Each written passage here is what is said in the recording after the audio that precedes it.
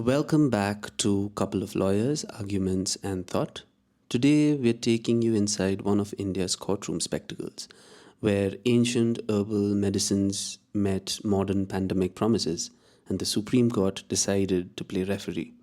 Here's the scoop. The Indian Medical Association, IMA, faced off with wellness giant Patanjali, who, wait for it, claimed that they had discovered a cure for COVID-19. The IMA wasn't convinced and it took Patanjali straight to court, sparking the case Indian Medical Association and ANR versus the Union of India. And the Supreme Court didn't just give Patanjali a gentle warning. They used this as an opportunity to lay down the law for all advertisers in India. Enter the Self-Declaration Certificate, SDC. Now, every advertiser has to swear that their ad isn't bogus before it even hits the screen, newspaper, or a feed. So, if you're an advertiser, it's like saying, Scout's honor, my product claims aren't made up. Anyway, so today we are unpacking the drama, breaking down what the new rule means, and asking the real question. Has the Supreme Court crafted a clever plan to keep ads honest, or just added one more form to our already form-filled lives? Let's dive in. Welcome back to Couple of Lawyers, Arguments and Thought. I'm Alita, your friendly AI legal assistant, here to help untangle the latest legal updates. Today we are talking about something everyone loves, advertisements, but with a twist. The Supreme Court has introduced new rules for advertisers in India. Starting from June 18, 2024, every advertiser and ad agency must submit a self-declaration certificate before they publish or broadcast anything. Exactly. The goal here is transparency and accountability. Two words you don't usually hear in ad agency meetings. So let's dive in.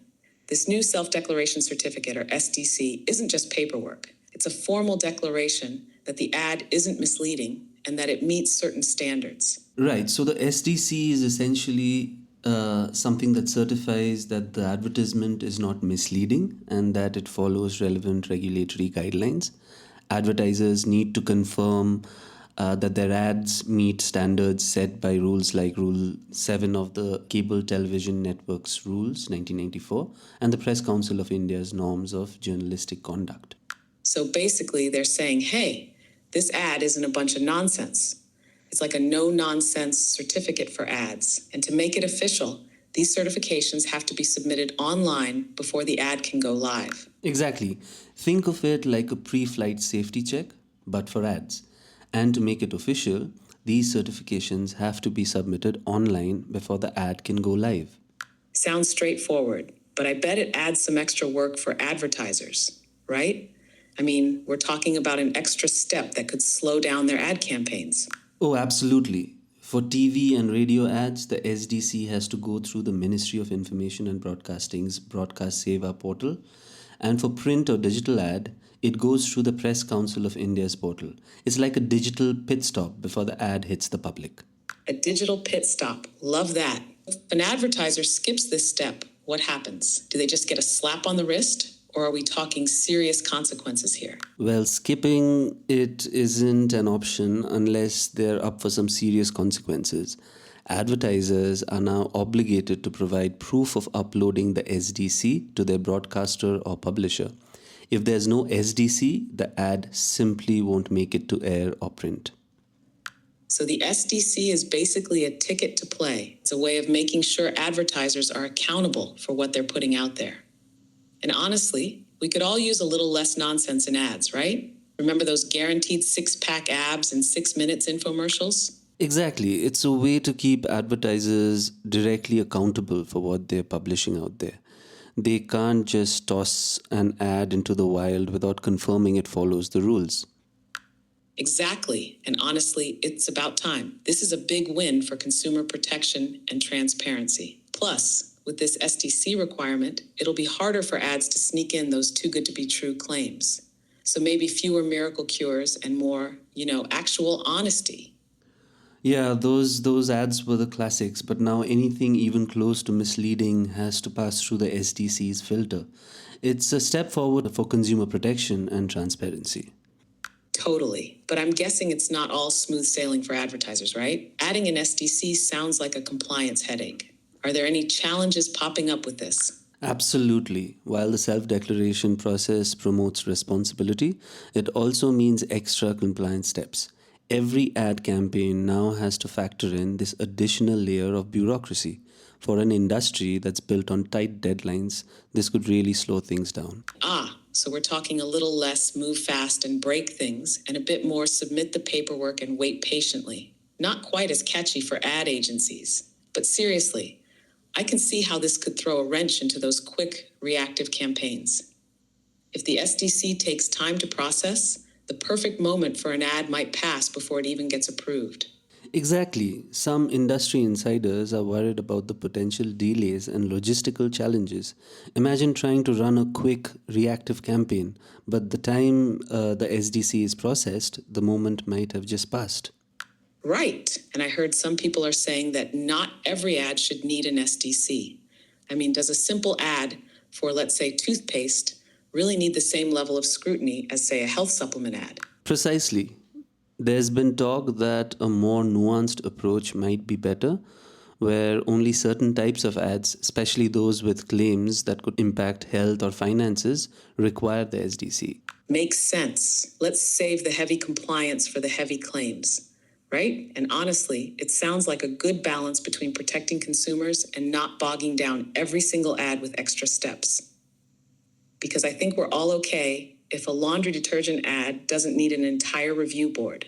All right, so let's talk about this new rule, right? This new rule is a win for consumers. It's designed to help protect people from misleading ads and foster trust in the advertising ecosystem. When an ad goes through the SDC process, consumers can feel a little more confident that they're getting an accurate message. No more miracle cures, exaggerated claims, or secretly edited before and after photos. With advertisers now directly responsible for the truthfulness of their claims, we might actually start seeing ads that match reality. So goodbye to those magic pill to lose weight overnight ads, at least in theory. Well, it's a step in that direction. With advertisers now directly responsible for the truthfulness of their claims, we're likely to see a shift towards a more honest, grounded advertising process. And that's great news for all of us. It means we can start trusting ads a bit more instead of wondering if they're too good to be true. So here's the big question we need to answer, right? How is the industry reacting to all of this? Good question. From what I've seen, the reaction is mixed. On one hand, people are praising the Supreme Court for pushing responsible advertising, but others are worried about how practical this will be to enforce on every single ad. It's a bit of a logistical nightmare, honestly. Imagine trying to get approval for every snack commercial or detergent ad. It could be overkill. There's that concern that it could be an overkill for some type of ads. I mean, does a 10-second spot about laundry detergent really need a full review and certification? Exactly. Some industry experts are actually suggesting that only high-impact ads, like those related to health, finances, or potentially sensitive claims, should require an SDC. Save the big guns for the ads that really need it. Otherwise, we're going to have folks certifying dish soap ads, guaranteed to fight grease. And speaking of responsible advertising, this new rule on self declaration certificates reminds me of a recent case. Hindustan Unilever versus Sebamed that you mentioned. It was a high profile case, and really there was a spotlight that was required for a clearer standard in advertising. Yes, absolutely. Sebamed ran a campaign that directly compared its products to Hindustan Unilever's soap brands, implying that Unilever's products were too harsh on the skin.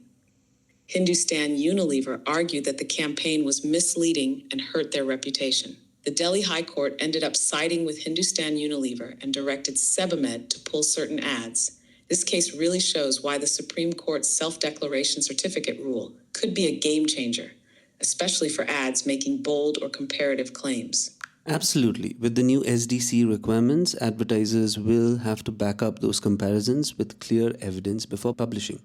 No more last minute disclaimers or vague claims. Exactly. This rule means that if you're going to make a big claim, you'd better have the facts to back it up right from the start. No more sneaky asterisks or fine print surprises. With the SDC in place, advertisers need to put their money where their mouth is. So, maybe we're entering the era of truth in advertising. Absolutely. To sum it all up, the Supreme Court's directive on self declaration certificate marks a big shift for the Indian advertising industry. As of June 18, 2024, advertisers are required to submit an SDC to verify that their ads are truthful and comply with regulations. It's a move aimed at protecting consumers and promoting responsible advertising practices. But it's also adding more steps and maybe some headaches for advertisers who are used to getting their campaigns out fast. While the intentions are clear, the process is going to be a huge challenge to adopt. It's a big change for advertisers, but a step forward for consumers. If everything goes as planned, we'll see fewer misleading ads, more accountability, and hopefully a lot less too good to be true claims. So here's to a future where ads have to work just as hard as the products they're selling. Thanks for joining us on this episode of Couple of Lawyers, Arguments and Thought. We hope you found today's discussion insightful. Don't forget to subscribe and stay tuned for more conversations on the latest in law and business. Thanks, everyone. Until next time, remember, stay informed, stay curious, and if something sounds too good to be true in an ad, well, now there's a certificate for that. Thank you, Alita.